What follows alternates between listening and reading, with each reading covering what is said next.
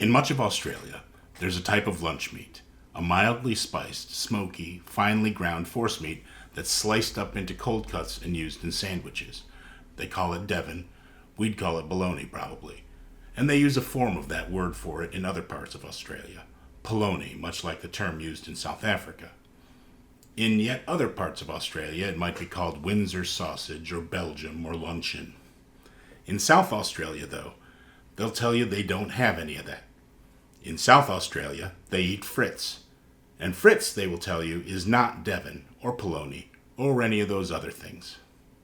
Fritz is sometimes called Bung Fritz, though not all Fritz is Bung Fritz, only the old-fashioned kinds of Fritz that are made using sheep bung, that's the appendix, get your minds out of the toilet, kids, as a casing. Bung Fritz's bung casing is dyed orange to set it apart.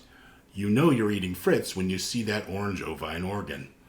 Other versions of Fritz include Smiley Fritz, a type of cold cut arranged in such a way that each slice presents a smiling face, similar to a product that some of my European friends might know as Billy Roll. But I bring all this up because there's an Australian sandwich, a South Australian sandwich based on how they gatekeep their Fritz sausages there, that's called Fritz and Sauce. I suppose in the other states it might be called Devon and Sauce, Luncheon and Sauce, etc.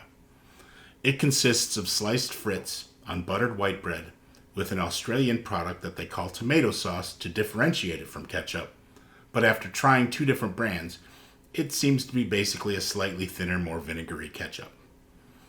I looked at Gene's Sausage Shop on Chicago's North Side for some product that might approximate Fritz.